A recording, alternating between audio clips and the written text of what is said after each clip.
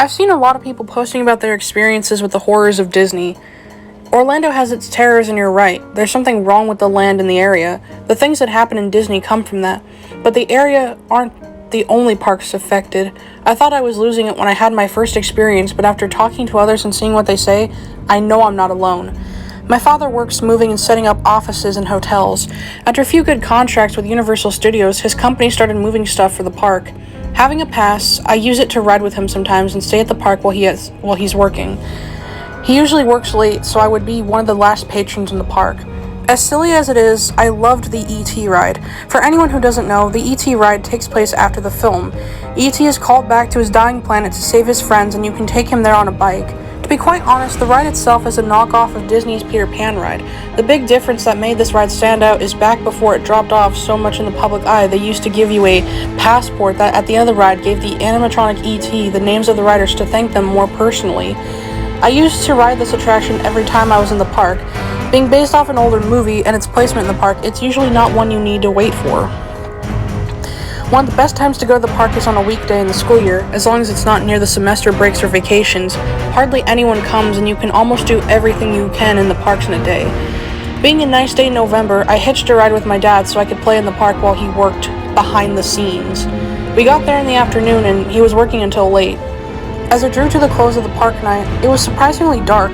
As I headed to the front ride to exit, I decided to hit the E.T. ride for something quick and fun to leave the night on.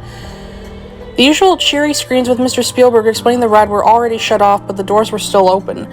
The queue area was just as dark as usual, but most of the ambient noises had been silenced already.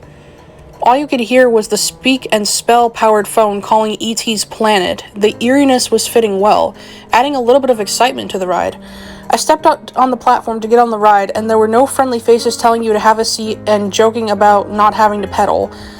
The lights were still up, and I heard the noises ahead from the scene, so I hopped on in the front row behind E.T.'s basket and waited for the operator, who I thought I was just hanging back ready to close. I only sat there a few moments before the ride crept forward. It was the same scenes with cheesy animatronics as you go through the town.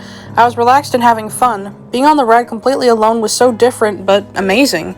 Things changed when you exited the city to travel to E.T.'s planet. Instead of hearing him all excited in the basket in front of me, I heard nothing and then quiet sobs. Usually you're welcome to the planet and the friends ask for help. All I heard were screams and cries. I thought it was a new addition to show the danger of the planet was in. It was strange and made my hairs stand on each end, but I realized it was just a kid's ride, and even if weird wasn't too bad. As you entered the room usually filled with light and laughter, it was dark. A voice boomed, still almost sing-song, "Welcome all, now you die." The lights came on red, and the usual singing happy animatronics were, well, lifeless. They looked cold, many of them lying over as if they were dead. As it entered into the next room, usually filled with water, it was all red. It looked filled with blood. Again, the animatronics were still, but this time, they had the blood on them.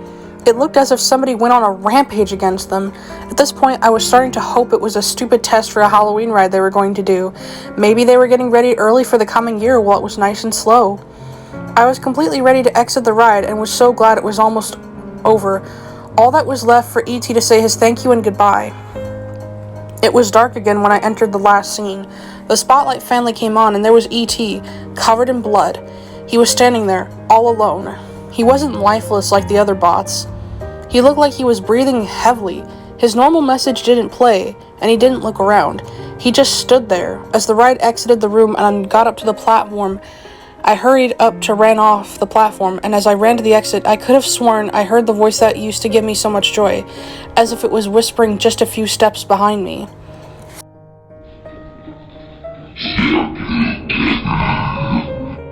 Well, that's all, folks. That's my line. Step aside, babe. Let a star do this. That's all! That's all, folks!